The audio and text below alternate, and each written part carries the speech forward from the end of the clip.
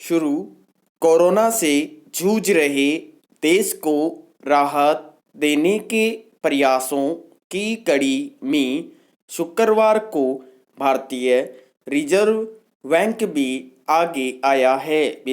Reserve bank governor Shaktikanta Das ने सुबह सुबह राहतों की घोषणा की।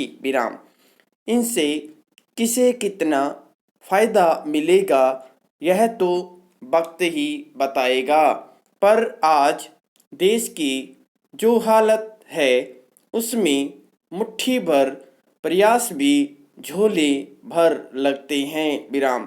राहत भरी ये घोषणाएं पहली और आखिरी नहीं हैं। इससे पूर्व देश की वित्त मंत्री भी कुछ घोषणाएं कर चुकी है। कोरोना की विश्वव्यापी महामारी से आने वाला मंदी ही नहीं बल्कि महामंदी का यह दौर रिजर्व बैंक की इन घोषणाओं से कितना संभल पाएगा यह देखने की बात होगी। रिजर्व बैंक की घोषणाओं से यह दिखता है कि उनमें लॉकडाउन से जूझते छोटे व मझोले उद्योग के लिए कुछ ऑक्सीजन है। कुछ ऑक्सीजन एनपीए की समस्या से तो दो हाथ कर रहे बैंकों के लिए है, तो कुछ कृषि आवास क्षेत्रों के लिए है।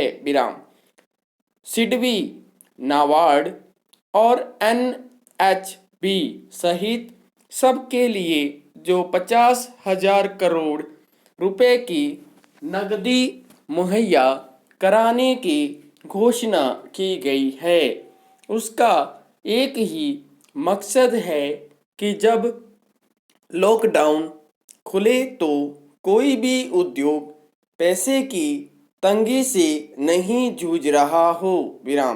सबके पास इतना पैसा हो कि वे काम शुरू करने उसे 2-4 महीने चलाने के लिए माल की खरीद और मजदूरी तक का भुगतान आराम से कर सकें। पैराग्राफ।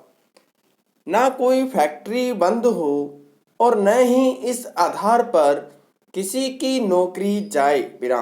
बूस्टर डोज काम आए और उद्योग धंधा रोजगार चल निकले तो अर्थव्यवस्था खड़ी होती दिखे।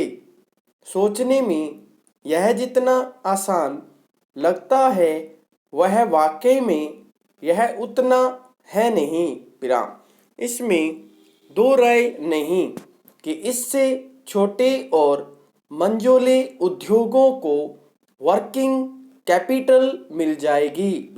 असल सवाल तो मांग का है। क्या लॉकडाउन के दौर में नौकरी व मजदूरी पर संकट के माहौल से पीड़ित करोड़ों लोग एक साथ खरीदारी के मूड में आ पाएंगे? क्या उद्योगों की तरह उन्हें वर्किंग कैपिटल के रूप में इस दौर का पूरा वेतन या मजदूरी मिल पाएगी? क्या उनकी नौकरियां सुरक्षित रह पाएगी? यह बड़ा सवाल भी है कि देश के उद्योग धंधे जो कोरोना के पहले ही बुरी हालात में थे, क्या ऐसा कर पाएंगे? यदि वे ऐसा नहीं कर पाए और सरकारी वर्किंग कैपिटल के जरिए अपने उद्योगों को चलाने में कामयाब भी हो गए, तब भी मांग कहाँ से आएगी? और मांग नहीं खड़ी हुई तो फिर सारी गतिविधियों का क्या होगा? ऐसे में सरकार हो या समाज, सबसे पहली व बड़ी जरूरत विश्वास जगाने, बनाने व जमाने की है।